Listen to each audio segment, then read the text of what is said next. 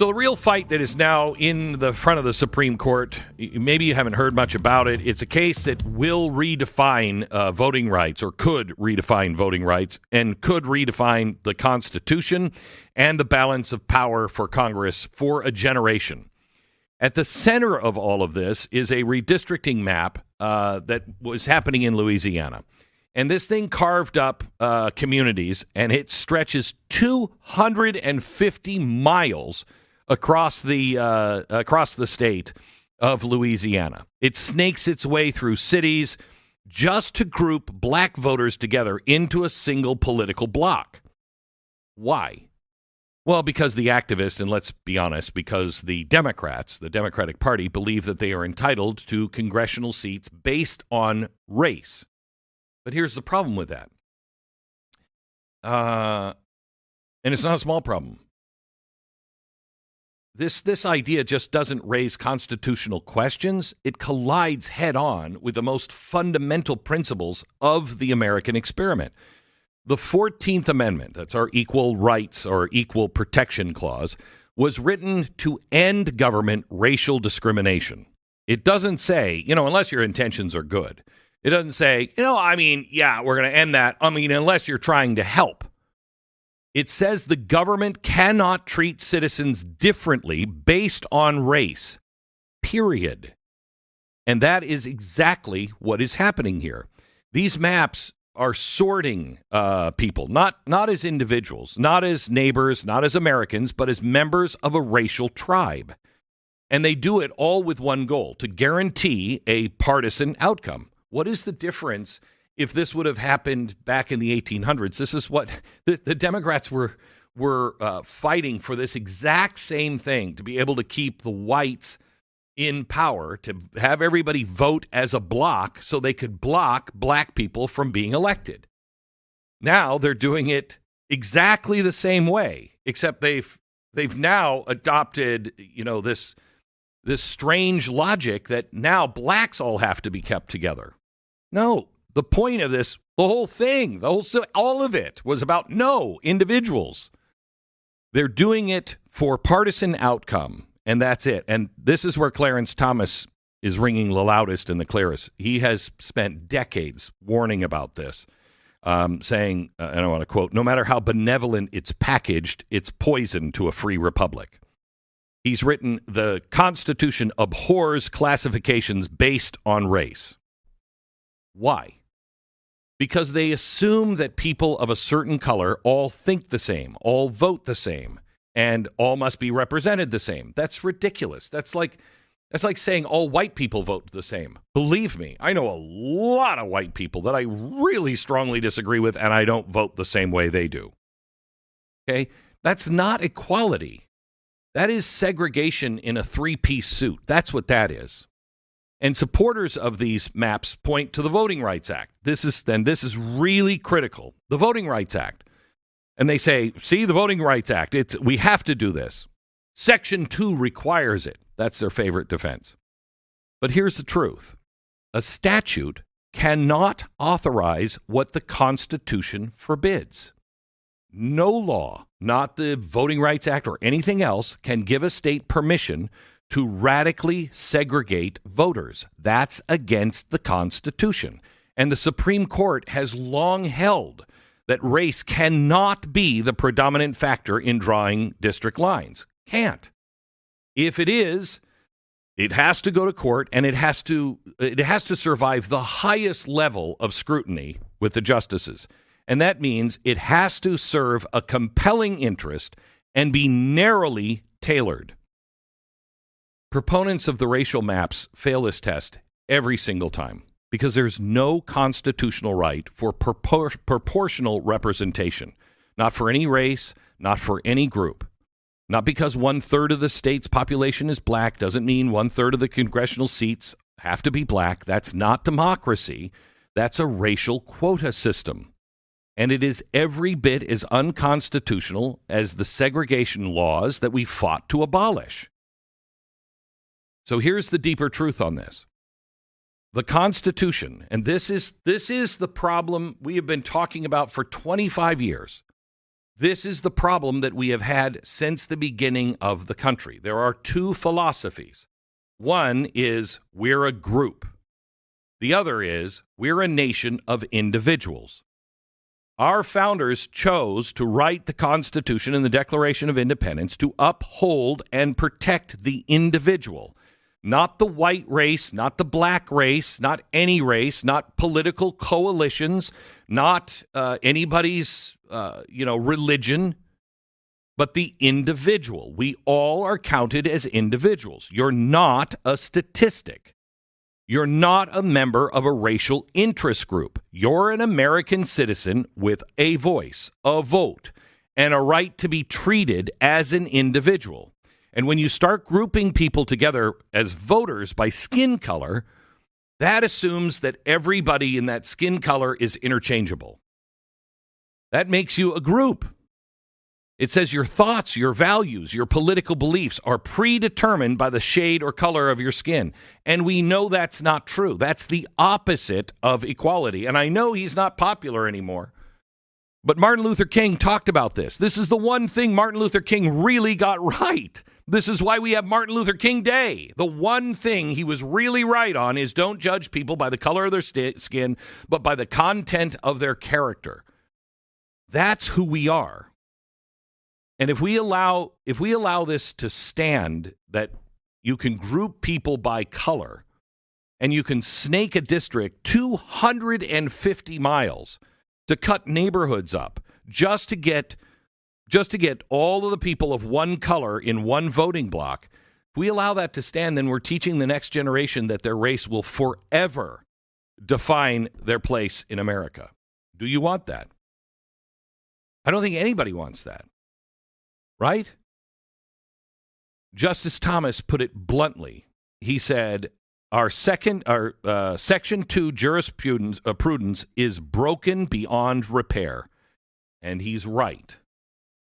What was meant to be a shield against intentional discrimination has been twisted now into a sword, and one that cuts against the very constitutional principles it's supposed to defend. And if the Supreme Court doesn't correct the course, race-based districting, not just going to warp elections, it's going to warp the understanding of citizenship itself. Again, it will turn the Constitution up on its head and say racial groups are what we're all about, not individuals. And it will divide us. It will harden our politics along color lines, the worst thing that could possibly happen, and ensure that racial essentialism is official government policy. Our country doesn't survive that. So when you look at this story, you can look at this in the way it's written in the papers and all the stories, because I read a bunch of them today. It took me a while to figure this one out. And you hear about the Voting Rights Act and everything else. Remember, that statute, that is not constitutional law. And you cannot have any kind of statutes that go against the Constitution. The most important thing you have to remember is our founders risked their lives to enshrine the radical idea that all men and women are created equal. The Civil War was fought. 600,000 people died to make that a reality. The Civil Rights Movement marched to finish the work. We must not reverse all of that. We can't betray the people and that principle now in the name of some short-term political gain. Period. The Constitution is colorblind. It must remain colorblind. The laws must be colorblind. And if we ever forget that, then the great American promise of equality under the law becomes nothing more than a line in a history book. And that can't happen. And again, let me go back to where I started. It's offensive. The arguments that are now being used to defend this nonsense, it is so offensive to say that black people are handicapped. How does a single black American stand for this? I mean, it has been insulting for a very long time. You're too stupid to get ID. Then how are you getting on a plane? I mean, this is ridiculous. It has been ridiculous for so long. And now Ketanji Brown Jackson is saying you're handicapped? What does that mean? You're mentally retarded? How is the black population? If you said that about whites, I would be out of my mind. Wait a minute. Wait, you can fight on my side, but don't call me mentally handicapped. Don't say that I'm absolutely worthless and I can't do it without you. My gosh, how evil is that? How destructive is that? How destructive is that to the psyche of African Americans? Or if it was said about whites. I mean, it's one thing to say, well, all whites are racist. Well, I disagree with that, but I would think somebody who's saying all blacks are mentally handicapped and just can't figure out how to vote is a little racist. All right, back in just a second. Let me tell you about My Patriot Supply. Just because you made it through last year doesn't mean you're ready for this one. Storms don't care about your zip code. Power outages don't check your schedule. They just arrive and then turn your home into a test of how well you are prepared. The good news is you can stack the odds in your favor. You know, before the first cold front even blows in, My Patriot Supply has their winter prep special, and it's your chance to do exactly that. Right now, they're including over $400 in free gear. You get the Vesta self-powered indoor heater and stove. It's a compact little lifesaver that can, heat a 200-square-foot room and cook a hot meal without gas or electricity. It is safe. It is clean burning. It's canned heat. Plus, they're also including the Alexa Pure water filtration pitcher. This thing is fabulous. We literally, remember when we did this, Stu? We literally used an Alexa filter to take puddle water out of the streets of Manhattan and purify it and drink it. I mean, it's incredible. Plus, you get a whole bunch of other free gifts when you order the winter prep special from My Patriot Supply. Just go to mypatriotsupply.com/Glenn.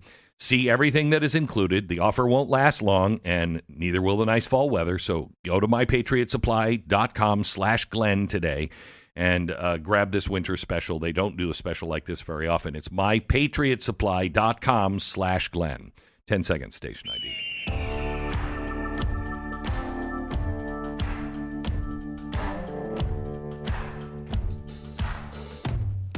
I know you're doing a show on this today, Stu. What did I miss on the Constitution in this crazy court case? I mean, there's a lot, obviously, to cover. The fact that they're essentially admitting this, like they're admitting that the people, the lawyers in this case are admitting that, we really do think that racial discrimination, should be the factor here, and it echoes, Ibram Kendi, right? The only solution for past discrimination is current discrimination, and the only solution for future discrimination is, I did the whole thing so many times. Whatever. But you get the point. Yeah. Like, basically, we need to discriminate because of what happened in the past. Right? Like, we need to discriminate if something happening now, we need to discriminate in the future. Right. And the fact that that's something they'll admit is somewhat new, and I thought was fading. I think we had that's like almost like it's like from the peak woke era, right? 22, 23, right. And they're still kind of making that same argument, which is sort of shocking when you hear it. Well, because I don't think there's a lot of people that just don't think that that's over yet.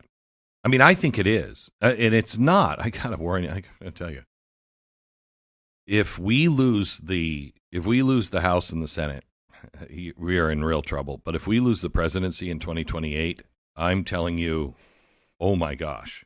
The vengeance that will come is going to be terrifying because they think we're being vengeful. And it's going to be bad. And they do believe that all of this stuff is still all valid. And America has moved past it. I believe America has moved past it. Just some people haven't, and the attorneys in this case have not moved past it. We're seeing this, in a lot of different aspects, but like one of the most shocking ones is all of a sudden there's far fewer transgendered people.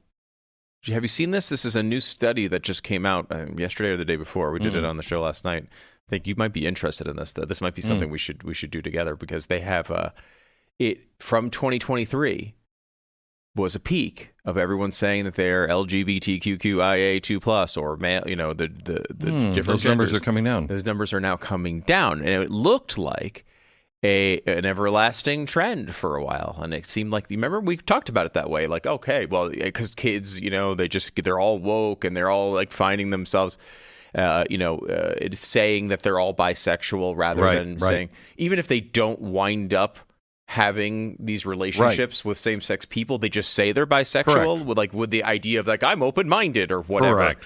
That seems to have peaked in 2023. And we're seeing declines, pretty significant ones, over just the last couple of years, coinciding with, for the first time in a very long time, declines in the rates of anxiety and depression among younger people, which is shocking. I mean, again, it was the same thing we talked about, where this is an everlasting trend since about the beginning of the cell phone, the internet-enabled smartphone. From that period until about 2023, it was a nonstop increase, and we have seen at least a slight decrease, not back to the original levels, but back a little bit. That would correspond, I mean, when you have something solid to stand on, one of the theories that, at least that I had, was it's not just the cell phones, it's all of this other stuff that there's no firm foundation on anything. You don't know what anything means anymore. You don't even know your gender. You don't even know your gender. You're attracted and to. That causes all kinds of stress when you don't have something solid to stand on. That causes all kinds of stress. And it's interesting that those numbers would both be going down at the same time. Yeah, it is very interesting. Yeah. And if you think about it, like, take it out of the medical context of anxiety for a second. People might suffer anxiety no matter what, because they're same thing with like depression. It's not necessarily about sad circumstances, right? It's about, maybe some, chemical thing or whatever you want to, however you want to describe it. What's fascinating about it, if you just describe what causes regular anxiety, what causes regular anxiety in your life?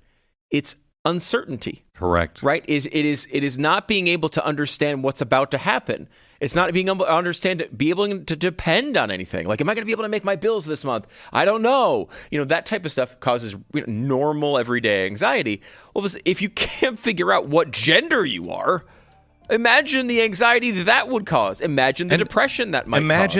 Imagine the pressure and the anxiety that it causes of just the ever-changing everything, to where you don't know if you're on the right side today or tomorrow. You could say one thing and you're out. You know what I mean? Your whole life is over. Imagine the anxiety. I'm glad to see this turning around. Megyn Kelly is next. This is Glenn Beck. Well, when the news broke out that the hostages were coming home, the faces we had seen on posters and prayer lists were finally safe again. The world let out a breath at it. I don't know if they even knew that they were holding. Felt like hope had broken through the smoke and the chaos for just a moment, and maybe peace is on its way. Maybe peace is on its way.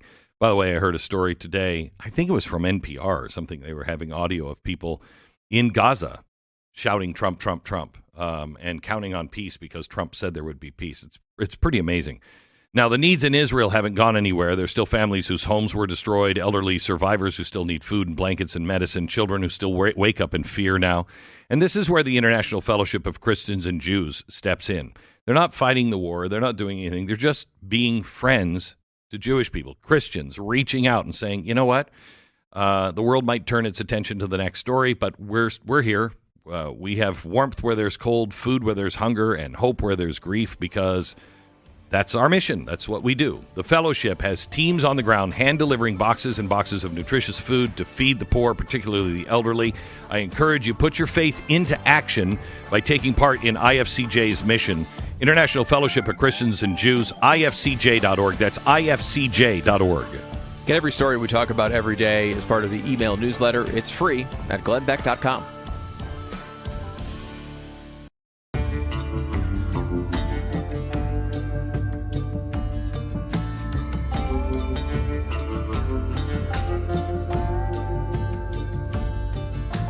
Megyn Kelly, who I would describe in the past as a journalist, one of the best journalists out there, still a journalist, but now kind of a media titan and host of the Megyn Kelly Show. Hello, Megyn. How are you? Hello, my friend. I'm great. How you doing? Yeah, I'm good. Anxious to be with you. What is it? Next Saturday we're going to be together here in Texas? Fort Worth, baby. Let's do this thing. Could you get a bigger arena? Have you ever been to the Dickies Arena? No, I can't wait to see it. Yeah, well, there's a lot of it. There's a lot of it. But we're going to be together, and tickets are still available, and grab your tickets now. I would like to know a couple of things. First of all, I'm going to be making a pretty big announcement, breaking some news with you because you're a journalist and everybody goes to you for these things. But I'm going to be breaking some big news, and then what else? I'm only asking this because I just got off, one of the shows for Charlie Kirk, and the audience kind of threw me for a loop. I was answering questions I've never even pondered before, Megyn. Well, I mean, I think we're going to be doing some Q&A with the audience, too. And I'm looking forward to that because I think what I've been hearing from a lot of folks commenting on our, just on our social media feeds is they'd love to interact. And so I thought maybe we'll kick it off with just Q&A and have people have their say, and then we can do our interview and all that. But, my goal overall is just to make it a good time. I think people, if you're going to go out on a Saturday night, you want to have fun. You want to keep it upbeat. There's so much to make fun of. Well, I'm good at that. I'm with you on that. I'd be there all day long on that. And it's like with this administration, which has a very healthy sense of humor, and the bizarre attacks going. I mean, did you just see the Bradley Whitford thing on The View just yesterday saying there are internment camps going on right now in the United States? Are there really? What? Bradley? He played a political hack on the West Wing, and now ever since he's kind of like Yul Brynner in The King and I. Remember how he got deluded and really started acting like the king? He thought he really was one. That's what's happened to Bradley Whitford. Martin Sheen, for that matter, too, who played the president in that same series. Yeah. And now they both have gone so hardcore left and think all the worst rumors that you hear from your great-great-granddad on, the Facebook are true. Internment camps across the United States, where? Where specifically, Bradley? Walk me through it. Can you help me out on Ketanji Brown Jackson yesterday? I think she said that blacks are mentally handicapped or maybe physically handicapped. I don't know, but she compared the Voting Rights Act with the ADA. What kind of how low can they go in insulting black Americans before black Americans are like, okay, come on?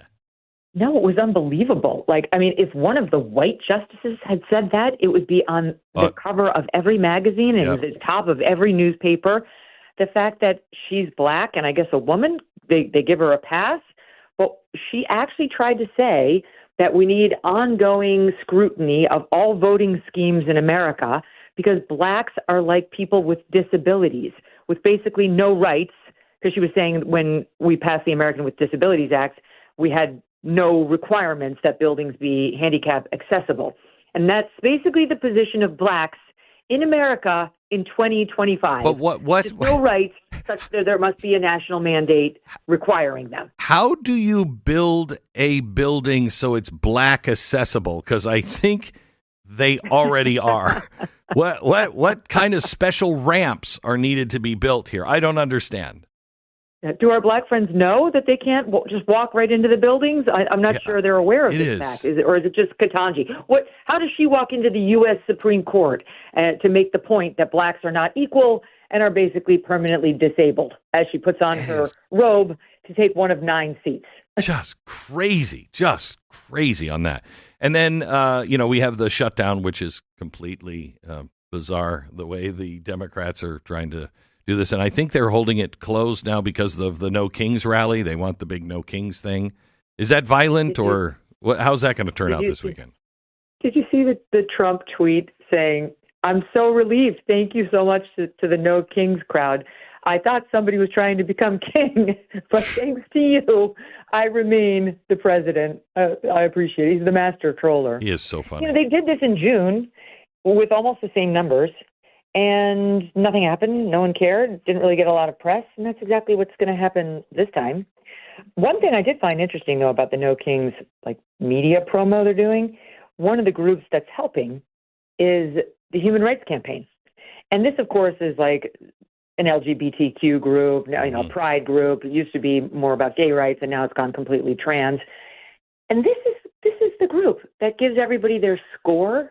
They're like, oh yeah, DEI score. That's all the corporate America. right.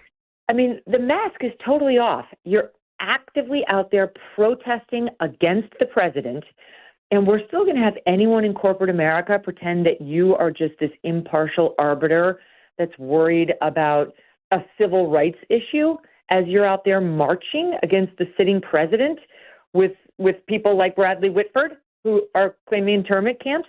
I mean, the mask is completely off. They've already been defanged thanks to Trump and, his active pushes through executive orders and otherwise against this DEI agenda. But that's who's going to be out there, the Move On crew. How long does this have to go on? How long does this go on? How long do we need the government and control of the government before it's crushed? The spirit of it is crushed. I know people will always believe some of this crazy stuff, but the whole delusion that we were all living under for a long time, it seems to be over, or at least dying. Oh, yeah. How long before it's dead?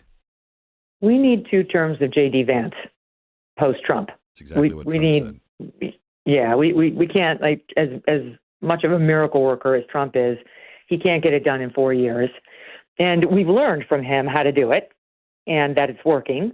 I mean, just yesterday there was a headline about the yet another hospital, this one in Boston, shutting down the puberty blockers and cross-sex hormones for anyone under age 19 because Trump is defunding these hospitals that continue to provide that.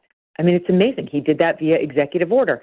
So, going 3 years without those so-called services is great. But if you go an extra 8 on top of that without them doing this, and then we see the difference in our youth who are growing out of their gender dysphoria, this is just one example, the case will be so much stronger for never bringing this barbarism back again. And same with DEI. That's dying a fast death. Every day you open the paper and you see more stories, sob stories on the left, about yet another DEI program that's been eliminated.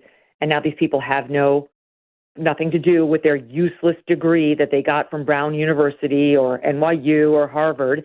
And so if we have, another, let's say, 3 plus 8, when we go 11 years without people getting hired for these roles, the programs get eliminated at the universities. No one wants to major in something that's not saleable after the fact. So it does take time. And Trump has gotten us a jump start on it all. But, yeah, it could be undone if we lose in 28. Megyn, I think you're referring to the numbers we were just kind of discussing, that there does seem to be a fall off, a decrease since 2023 of people who are identifying as, LGBTQIA2+. Is this a sign that it was a social contagion? And do you think the drop off is real or just a temporary thing?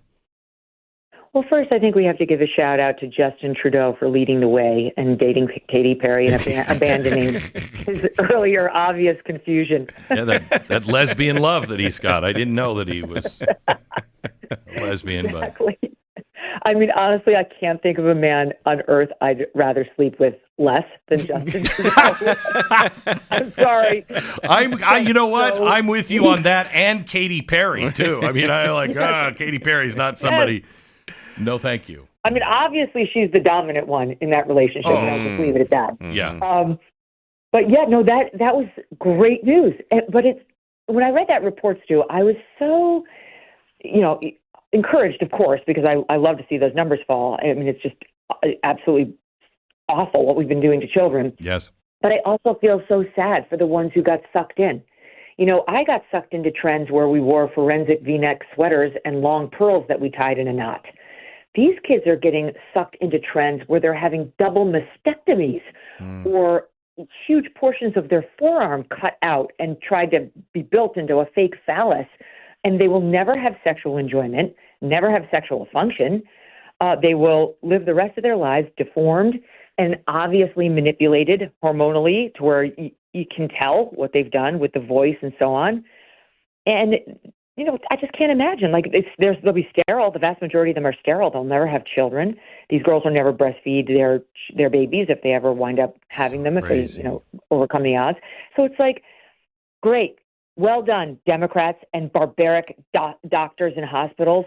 You got a bunch of money. You worked out your woke bona fides on a bunch of 15-year-olds who will now have to walk around with the scars of your practice.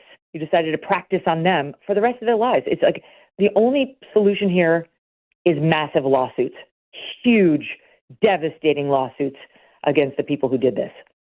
I have to tell you, I'm watching Canada, what's happening with MAID up in Canada, and it's becoming barbaric up there. I mean, we are probably 5 more years of, full sprint out the way we were going, maximum 10 before we were in really, really scary, 1930s kind of territory.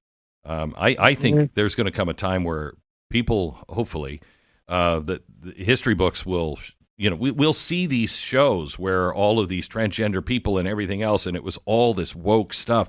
This time period is going to just be this weird time capsule that people hopefully will look back and go, what the hell happened to society? What were people thinking?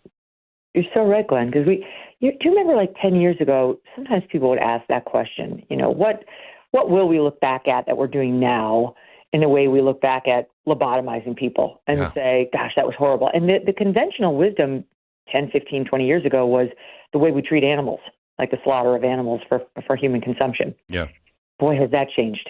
I mean, in just a short amount of time, it's switched to the mutilation of healthy children. For what? Truly, what? At the hands of their own parents who are working out their mental issues on their children. It's like, and maybe they don't know because the left doesn't tell them. You don't read about this in the New York Times, that 90+% of these children will grow out of any gender confusion. But you have every doctor that you would let them hit puberty. You have every doctor that you would go to saying you are going to kill your child if you don't. And there's a lot of people that are just, they don't know what to do. They don't know what to do. No, and on top of that, so the same doctors are saying your child's going to kill himself unless you let them do this.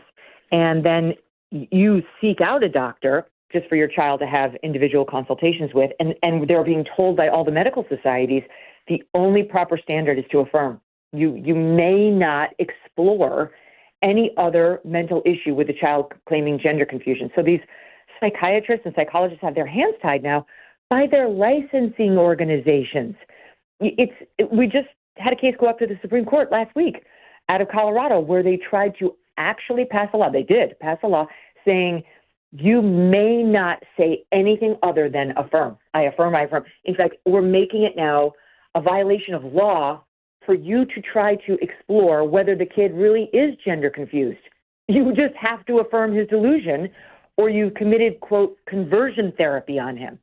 That law is going to get struck down. It actually could be a 9-0 ruling. But I mean, that's how crazy we've gotten and are still crazy. So I think you mentioned this, Glenn. In the past 5 years, we lost our minds on race and gender.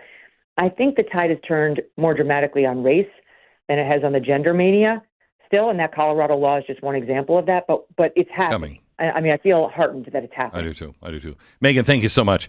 Megyn and I are going to be together at the Dickies Arena on next Saturday, the 25th of October. You can get tickets at megynkelly.com. I can't wait to take the audience questions. I can't wait for you to unveil the big announcement. I'm excited for this. Okay, good. Well, we'll talk next Saturday. Thanks a lot, Megyn. Appreciate it. Thanks, you bet. Get your tickets now at megynkelly.com, megynkelly.com. It's going to be a lot of fun. And Saturday night, she's right. It's going to be a lot of fun. All right, let me tell you about our sponsor. It's American Financing. Debt starts as a tool, then becomes a burden. Interest nibbles at your check every single month. Late fees start to crop up, and pretty soon you're working, hard without moving forward. American Financing exists for that exact moment when you decide your money should serve your life instead of the other way around. They take a human approach. They are salary mortgage consultants who listen, who look for ways to refi, consolidate high-interest debt, or structure a custom home loan that actually fits the way you live. Maybe it's rolling credit cards into a lower rate mortgage. Maybe it's a shorter term to slash your total interest. Maybe it's a plan that just frees up some cash so you can build an emergency fund and breathe again. The goal is the new trajectory. This is about clarity, about seeing the whole thing, all of the moving pieces on the board on purpose. If you're tired of running in place, sit down with somebody who can translate numbers into options and options into freedom. It's American Financing. They'll help you turn someday into a date on the calendar and a what if into here's how. American Financing, 800-906-2440, 800-906-2440. It's AmericanFinancing.net. NMLS 182334, NMLSConsumerAccess.org. APR for rates in the 5 starts at 6.799% for well-qualified borrowers. Call 800-906-2440 for details about credit costs and terms. Teach your kids right. Shoot, you know schools won't do it for you. This is Glenn Beck.